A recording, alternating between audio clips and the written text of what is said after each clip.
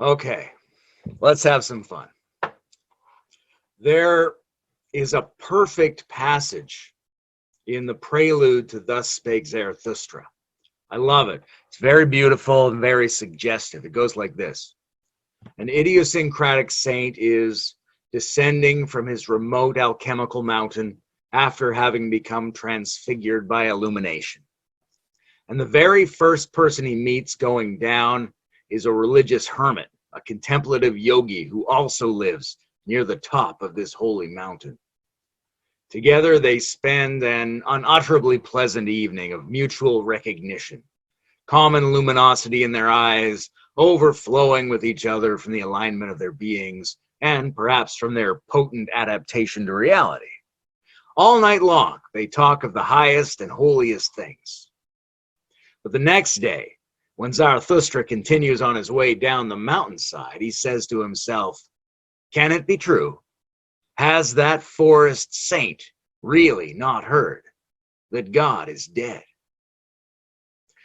Can we be religious when God is dead? That's what I want to talk about. And if you don't want to listen anymore, the short answer is yes. But if you'd love to hear more details and bizarre phrasing about my opinion, then strap in and hold on. We're going to go on a journey together across several key facets of the future of religion. And our launching pad for this cross-country rocket ride is the character of Sri Zarathustra, quite possibly the first most post-metaphysical saint in the canon of Western philosophy. Nietzsche's Zarathustra embodies those standard admirable qualities of any authentic holy man. He's transcendent and deep. He's radiant and knows himself beyond himself. He's moved with a profound love mission to heal and cultivate his fellow human beings. So far, so good. Yet Sri Zarathustra is not a believer in the ordinary sense. His practices have borne fruit, yes. His pondering has paid off. His beingness has deepened and smoothed out into that place where every almost and absolutely are radiantly indistinguishable. Yet he is, as we might be becoming, somehow different from classical spiritual adepts. Traditional saints and sages acted as if their supremely satisfying eruption of embodied faith necessarily went hand in hand with their inherited cultural mythology and the phraseology of their favorite teachers. They said what they'd heard you should say about it. There's nothing wrong with that, of course. But another possibility is coming into presence as our species slides into the future. Spiritual certitude and mental doubt are mysteriously good friends in Zarathustra's breast. He has a good conscience about both. Skepticism and enlightenment go hand in hand for him. The reality of his transformational event is quite different from his belief in any particular interpretation of that event. And between these two things, event and interpretation, is a great freedom, a reverse grace that is rising up in us today in those spaces between our beliefs where cognitive dissonance becomes cognitive resonance. This increasingly common combination of new thinking coupled with ancient experience gives birth to forms of religious success that can reliably handle multiple potentially valid perspectives about even the most important things. And according to me, that's essential. It's a very liberating possibility for a world almost exactly like ours, a world in which the positive influence of healthy spiritual and religious practices and the cultivation of deep organic faithfulness are crucially needed, while at the same time we are becoming ever more trans-rational and skeptically scientifically informed. We have now a triumphant, perhaps divine, right to be reasonable, curious, irreverent, courageous, skeptical, and progressive. Altogether, that is the environment to which we must become more fitted and more fit if religion is to flourish and empower us as it once did. Now, I'm having fun here, but these are serious issues too. It's not just about transcendental aesthetics and higher developmental subtleties. It's about survival and about having a life worth living. The religious project is whatever connects and strengthens people so that their whole organism knows it should look after itself. There is an epidemic out there of loneliness, cultural despair, stagnation, and bad habits. People aren't sure if it's worth it. They aren't sure if we're worth it. They aren't sure if we can actually improve and reorganize the world toward health, meaning, and empowerment. The art of consecration has been lost. We aren't producing enough extra meaningfulness to invest into ourselves, into each other, and into the world we inhabit. Think about the difference between a faith-filled shaman confidently and consciously inhaling sacred tobacco smoke and the hurried, harried commercial cigarette or vape smoker hunched over, bored and desperate, knowing they're sucking back a mixture of industrial poisons that their dysfunctional government signed off on. We could define religion as that very difference, as the degree to which we can embody the sacred style, the sacramental mode in our lives and our shared lives. Religion as the form of life that extends from and reproduces the extra meaning that appears as the worthy otherness of the self, the worthy otherness of fellow citizens, and even the worthy otherness of things in our world. It is the reason to work for naturalness and well-being. It's not the purification of culture back to some fantasized past moment when things were sacred. It is to do again and to do endlessly that which makes the current world holy and whole and healthy.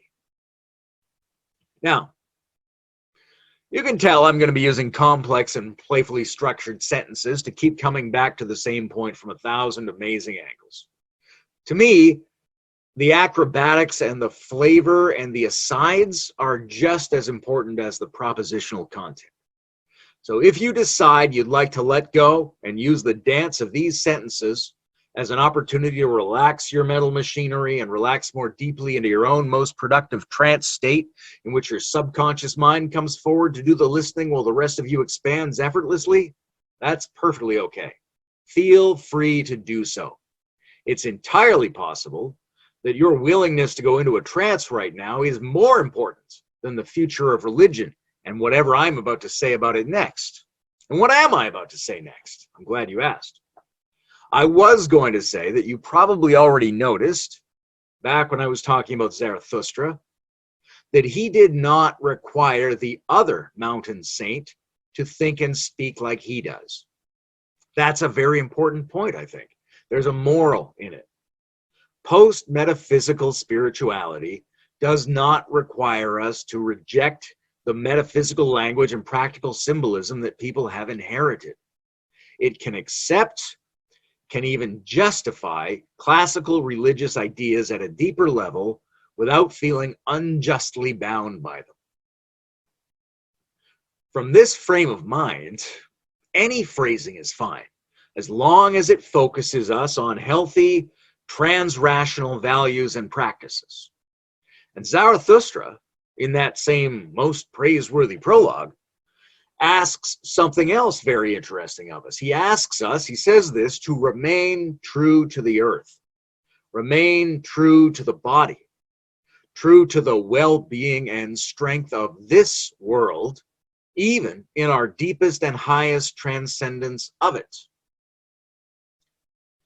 Health, ecology, economy, pleasure, virtue, intelligence, naturalness, spirituality, these all must become much better friends in the future. That's how we do religion better.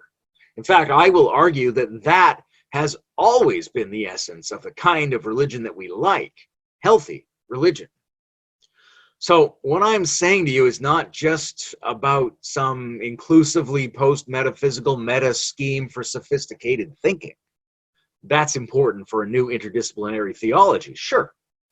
But much more important is the moral fact that the future of religion is profoundly ecological, profoundly health-oriented, profoundly affirmative of life, love, laughter, shared prosperity, and improved knowledge in a mortal, evolving, mutual, and unthinkably complex universe. The divinization of all of that and the practices that help us participate in all of that is the flavor, in my view, of the new, emerging, and possibly inevitable religiousness of humanity. Pause to go into a trance. This orientation that I've been describing towards deep health and deep growth is going to be crucial for us. What I have called sacred naturalism and planetary shamanism are ways of languaging a spirit that is both ecological and transcendental, both archaic and futuristic, able to understand the rigor of new truths, and equally able to enter into the enacted spirit of truth that we have always turned to in order to attune ourselves more deeply to our own unique responsibility to this living and divine world. Sacred naturalism and new shamanism are ways of adapting ourselves to the patterns of nature in order to produce the ascendant experience and the technological rewards of naturalness. That kind of improved matching between humanity and nature is not only the key to scientific progress, but it constitutes a special balance, a privileged participatory relationship in which the utterly inconceivable bio-non-dual divine majesty of being is present as all that is right now, right? So, as I'm sure you will agree, it seems to me that a spirituality of this kind is the only thing that can adequately mobilize us to meet the urgent and massive multiple crises in the world and in our society and within our own souls, bodies, and brains. Health, nature, strength, and meaning are the heart of our new mandala, the center of the new religious wheel, the new coming of the divinely human activation. I know those are classical and exaggerated kinds of wordage, but perhaps they're more important now than they ever were, whenever ever was. I'm told there's some research indicating it may have been a Wednesday. So despite, or maybe because of all of this play, I'm telling you what's in my heart. The divine, which is always the hub of emerging religion, is starting to be understood as the apotheosis of scientific naturalness. Nothing so trite as nature mysticism, but rather the ultimate life-positive convergence wisdom of this world and beyond. We are building toward and building upon an exquisite experience of reality that allows the art of living and the worship of the eternal to primordially co-infuse each other into a righteous fragrance of embodied non-duality in action. And that sounds pretty good, right? But it's going to take work and it's going to take intelligence. And I know I'm saying something you probably already know, but the future of religion requires radical discernment. There's a crucial creative distinction to be made. Something has to be teased apart. And it doesn't matter if we're orthodox or unorthodox. It doesn't matter if we pray to revitalize traditions or pray to be kept safe from traditions. No matter who we are, we need to very quickly and calmly get better and better at distinguishing between healthy and unhealthy cultural phenomena. That's the essential thing, the essential discernment. We might as well call it fake religion and real religion. In fact, I think I'm going to. Fake religion. It's the worst. And it's something I think you already know all too well. Fake religion does not respect the real needs of your body. Fake religion suppresses your free thinking, makes you duller, cruder, blunted in your sense of humor, more closed off from cultural experiments. Fake religion makes you fragile, reactive, contracted, unhealthy, and although it admonishes you about the spirit, it leaves you mysteriously spiritually malnourished so that you have to keep coming back. Fuck that shit. Real religion always has been the exact opposite of all that. Real religion is about how we come together to become even more intelligent, even healthier, even stronger, more free, and more in touch with both the powers of life and the powers that transcend ordinary perception and knowledge. Real religion helps you grow in life and simultaneously align yourself toward peak experiences and expanded identity and whatever that is altogether. Real religion has always enfolded the cultural, biological, scientific, and material challenges of any epoch by bringing people and the parts of people together into greater integrated harmony. That greater power increases our coherence while giving us access to legitimately numinous experience. And that can come in any form or concept or icon or ambiguity that works for us. It's a realization of what we might as well call spirit that elicits the riches of higher capacity and coordination, which are definitely required in order to collectively grapple with real dangers in our real world and to creatively cultivate the kinds of supra-meaningful and deeply satisfying lives that we each desperately hope to be able to embody. There is no philosophy, no politics, no ecology, no way of being in the world that can succeed without something very much like this. And that's why I've agreed to take time away from my busy masturbation schedule to speak to you about the future of religion today. But remember, I'm only talking about the future of real religion. That's a very specific thing. You must start making that discernment for yourself. And they must learn to start making it in academia and establishment punditry. We're downstream from thousands of years of disgustingly narrow conversations about religion. Our conversations have got to get a whole hell of a lot better, and they have to start doing that right now. The very least, I think, that we can expect that we require from so-called religious studies is a deep, unbiased, and scientifically up-to-date appreciation of both the interior and exterior experience for both individuals and groups. An appreciation also of the potential differences between real and merely nominal religion, and an appreciation of the ways in which religiosity can succeed across all major social and technological paradigms and languagings. That's where you start the conversation. We need to be asking what was really working and helping in indigenous, traditional, modern, and eco-pluralist epochs and population segments. Eco-pluralist epochs and population segments. Eco-pluralist epochs and population segments. Try saying that 3 times fast without spacing out and letting your unconscious mind come forward to evaluate what I'm saying. But perhaps the most basic thing we need in our discussions of religion today is the nuance and goodwill to disentangle what religion is from merely medieval forms of social organization. From the Iron Age to the feudal era, there was a dominant civilization style on this planet that was primarily ethnocentric, agrarian, hereditary, and run by oligarchs who kept a tight leash on entertainment, science, skilled workers, and literacy. The king or queen and the great book, and the bureaucracy of self-serving scribes controlled by a handful of wealthy families. If that sounds familiar, it may be because our current form of modernity is backsliding at an alarming rate due to the fact that mainstream establishment forces lack the capacity to course correct for the inevitable skewing toward exaggeratedly imbalanced and stagnant modern political economies. And unless you go all in on fixing that, there's not going to be any significant developmental progress in the overall system.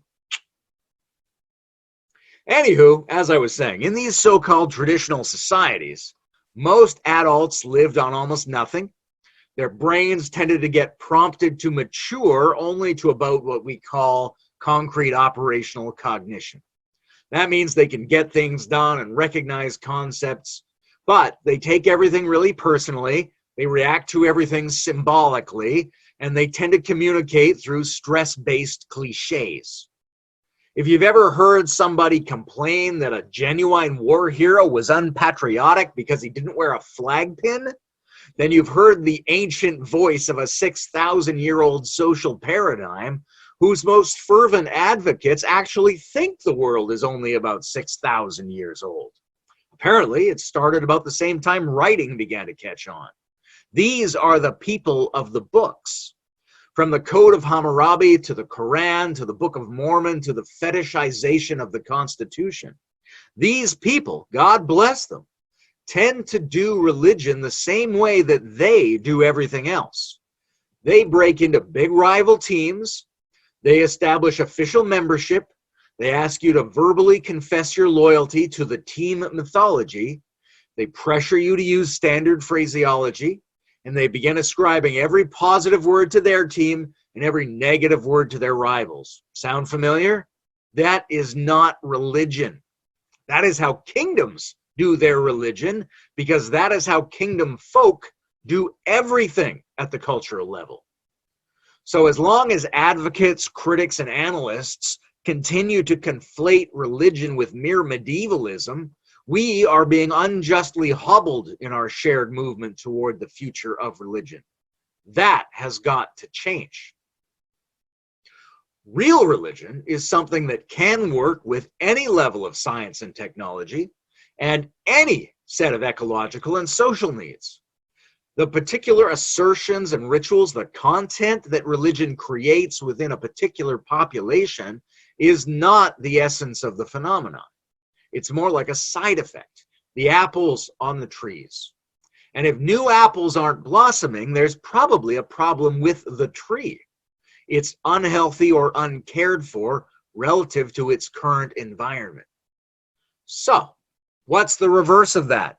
What is it that healthy religious trees do in any civilization with any form of knowledge and technology? I've already hinted at it. It's a process of integration that harmonizes many functional parts of a complex adaptive system to produce a whole field of coherence that becomes a numinous extra power that we are in relationship to, and which then coordinates our functions, fuels and refines peak experiences, consecrates our environment, and overflows into a unique style of being and being with. This process can be thought about in metaphysical or non-metaphysical terms. It doesn't matter. It can occur in an individual, and then I call it spirituality. It can occur between people, and then I call it religion, even though we might equally refer to it as renaissance or vivification. I believe this process of the inculcation and embodiment of surplus coherent meaningfulness describes both religion and spirituality when they are real, healthy, and successful. And where this successful process is absent, we discover something like fake religion, bad trees, or at best, public museums dedicated to the backwards look at some past time when a renaissance of religiousness was actually occurring. This process of religionization is an idea that may be specific enough to act as a powerful structural explanation while being flexible enough to explain the vast diversity of adaptive religious forms and their necessity. And this way of looking has several other intriguing virtues, as I'm sure you will agree. It is supportive of the metamodern transformational landscape. It is consonant with meta-theory and interdisciplinary studies and with the general moral imperative to live, feel, and think in a more balanced and inclusive way. And there's another cool feature as well. It can even provide a post-metaphysical justification of the grand religious terminology that we have inherited from our ancestors. I'm very pious in this respect. What do the famous exalted and excessive religious words mean? What is real religion trying to say when it uses the high language of profoundly loaded terms like God or soul or devil or grace or faith? There's a very simple, consistent, and beautiful way to understand all these terms. We don't absolutely need them, of course. We certainly could give birth to a glorious new religion without any of our inherited terminology. But there's also no need to disown or contract away from these powerful words. We can handle them, and we ought to do our best to honor the wisdom of the dead ancestors who bequeathed in good faith these words to us. Let me demonstrate with a half a thought experiment. Imagine a very good life. Imagine a life in which many of your own psychological parts are well explored by you and artfully included into the whole of you. There is a left and right brain, you know. You have feelings, thoughts, sensations. There's consciousness and subconsciousness at work in you. You have masculine and feminine facets. You have both outer perceptions and private awareness. These are active, functional subcomponents of your own subjectivity. All of them are part of you. All of these are alive within you. All of these have some agency within the community of your psyche. So when your flow activities or your contemplative practice or a lucky moment brings many of these parts into coordination in a more or less balanced manner, brings them into a higher, more just grade of teamwork, when you are not excluding or exaggerating any of them, then their shared resonance, their mutual overtone in touching, their intra-psychic coherence begins to flourish, to come forth on its own terms and expand like an open field of balance that reveals you back to yourself beyond yourself. This is a legitimately higher self, a legitimately higher energy experience, a kind of other that brings all of you together. It is the soul, surely, if that word is to mean anything. And imagine now what it would be like if instead of your own inner parts, you could get your hands on the parts of civilization and weigh them to a place of mutually supportive balance. Imagine the best art, the best science and mysticism, the best politics, the best work and the best play, the best of every type of person, all together becoming more than the sum of the parts, overflowing with intensified, expansive, meaningful coherence that transcends and yet gives life to every genre of human activity, and with whom we each have some clarifying, morally motivating personal relationship. Is that not the coming forth of our God? Is that not the transpersonal incorporation of the all of us into something greater than all of us, which tasks us to start bringing that power way more profoundly into the world? Turn to God, serve God, etc., etc., but in a functional, realistic, and intelligent way. Those are the positive words. There are also danger words. We may, for example, be sabotaged in this glorious process by the action of our imbalances and self-destructive tendencies, as if it were almost their intention to deprive us of a good life.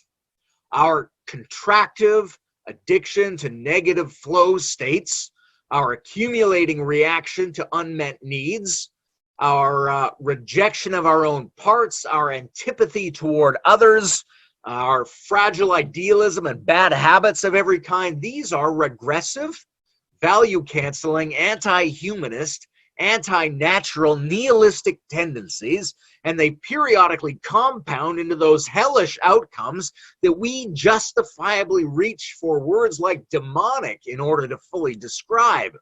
They are devils. If you had to draw a picture of them, you would sketch horrible demons. But when we find our way back, when we are religioned, when we are lucky, when we are reattuned, sometimes without even knowing how, when the skies part and our ability to access the natural self and other cultivating processes is suddenly regained in the conciliant togetherness and meaningfulness and supra-coordination of the world, what is that but grace, divine grace, something so crucial to our well-being that it surely deserves the highest phrasing of which we are capable? Grace is any transfiguring coherence for which we are not entirely responsible and which we must therefore appreciate with an ever deeper and more certain thankfulness and wonderment as we continue to learn how absolutely necessary that experience is for our ability to create a meaningful life. Gracefulness draws us up beyond the meager power of our usual sense of self into the presence of the ultimate that we can experience. It falls like welcome rain on us and lifts us up. To remember that, to live a life that sets you up for that, to cultivate the capacities necessary to promulgate these experiences in yourself and others, is to live a life of faith. And that faith is like an unforced hum of confidence about the deep workability of the world. It is a basic friendliness. It is not the strained assertion of the believer who feels so fragile she needs everyone to agree with her about certain important beliefs. Faith is almost the opposite of belief. You could change all your beliefs and still have your faith. It is the enlivened, functional root of your successful connection to the rightness of the world, the intrinsic rightness of the community, of the home, and of the self. The classical word faith is a perfectly adequate term for all of that. So, therefore, obviously, you can appreciate that the future of real religion can redeem the ancient terminologies of redemption. It can intelligently and morally redeem the visceral treasures of classical religiousness just as readily as it can shift into post-metaphysics, cognitive science, and any new permutation of clear thinking. For me, theism and atheism, when either of them are done properly, are two different languages for describing the success of the same dynamics. And the religion of tomorrow must enfold and raise both of them up in their full dignity as worthy partners. No one is on the outside of this thing. The religion of tomorrow is the religiousness that can incorporate all the different ways of thinking and speaking that exist in the world today. Maybe religion has been hung up on mere linguistic style for too long. It may be time for an organized restoration of natural, universally human, even colloquial spirituality. Although we can certainly redeem this high classical terminology, I also believe that we may have become far too accustomed to the exotic and the authoritarian in the way we look upon sacred things. We've been trained, I think, not only to view the sacred powers of the world as the provenance of a special hierarchy of priests and scholars, but also we often feel as if the vitality of the sacred were something far away in distant epochs, distant lands, and distant minds. How readily we seem to believe that Aramaic or Sanskrit or Latin or Mayan hold some special power to connect with the gods, a power denied to the everyday person who speaks the normal languages of our actually existing world. Sad. The ancient peoples did their religion generally in the languages they spoke in everyday life. And I wish very much that we had the good conscience to do likewise. I see this need. Are you aware that Adam and Eve are words in Hebrew, not just the names of characters? Did you know Allah is the Arabic word for God, not the name of a strange Islamic god mysteriously worshipped over there beyond the borders of Christendom? Zeus and Athena and Aphrodite are words in ancient Greek, not the names of pagan gods. When our ancestors said something as obvious and beautiful as that memory is the mother of the arts, we scoffed at them. We slandered them. We said they were childish and anthropomorphically believed in a goddess named Mnemosyne who was mother of the muses. Ha ha, how intriguing. But from their perspective, they were making true statements using ordinary words with sacred resonance. Our uninspected habit of disrespectful and incomplete translations of ancient and foreign common words leads us bit by bit into treating our ancient ancestors as idiots, and in the same gesture cutting ourselves off from the resonant bioemotional potency of very normal, non-exotic powers of existence, the ones that interweave and grow together as the natural religious life of human beings in every culture and epoch. Do we not today speak of war and love and genius and money and truth and fear and meaning and vision and health?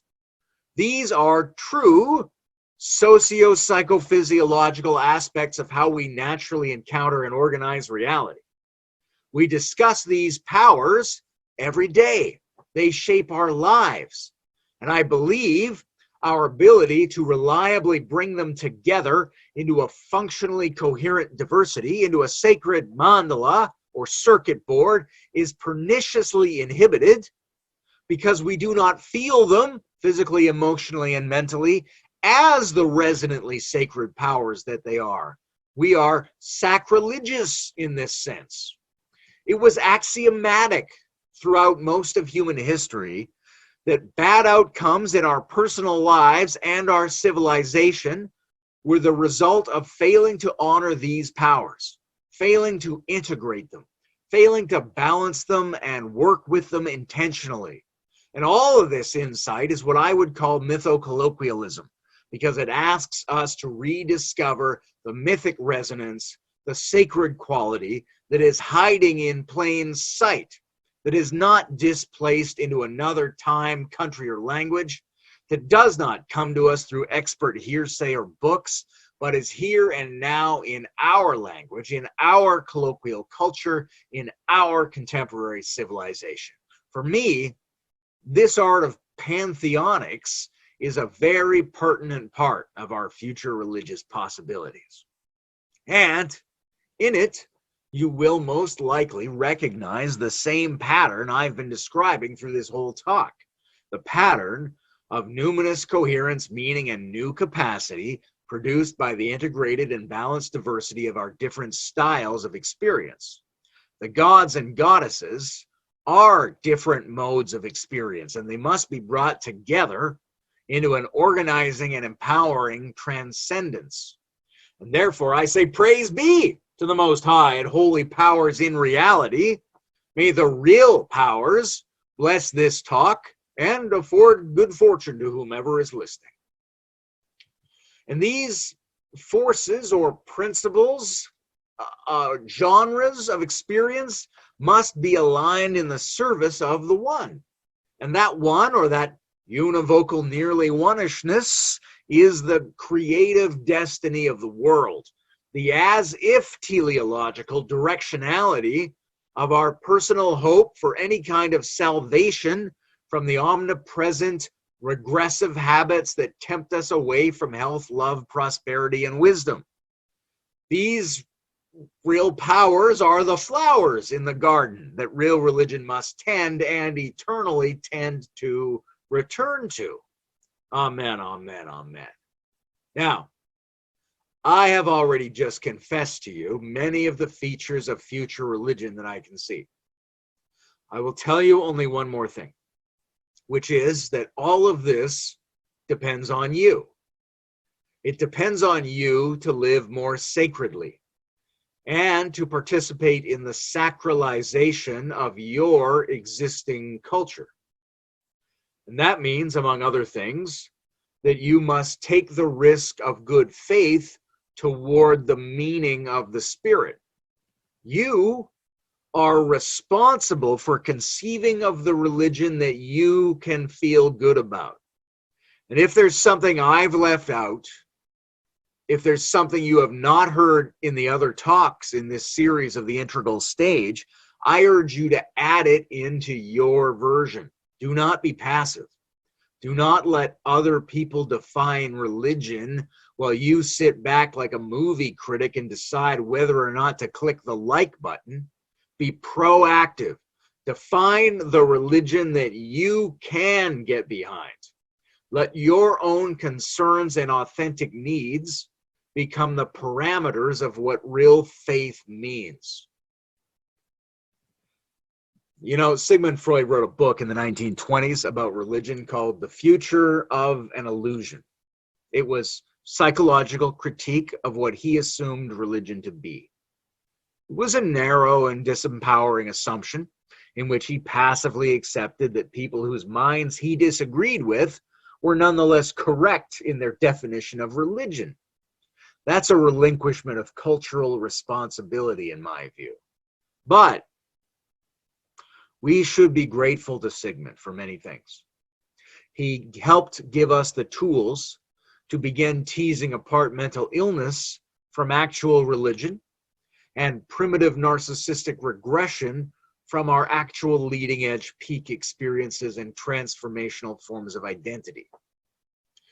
Today, we are going forward into a place that requires our critical minds to be strong, sharp, flexible, reliable, and always alert for the treacherous places where religion can lose its footing and slide into regression under the guise of exaggerated idealism, forced certainty, or devitalized moderation. Those are dangers facing all aspects of society in all ages of history. And it could, let's say it should, become one of religion's unique roles to clarify and safeguard the health and well-being of civilization. Those things cannot be left to corrupt governments, to self-distorted markets, and to perversely incentivized media. Another force has to come into play, a meta force in the individuals and in society. But in order to do that, new religion must be powerfully armed with a humorous self-critique that enables it to steer away from corrupt versions of itself and always turn again and again toward the increasingly clarified and interdisciplinarily understood North Star of natural and transcendental being and well-being. Let's stop fixating on fake religion and get to work realizing the crucial role that real religion and real spirituality are definitely going to play in the world of tomorrow. Amen.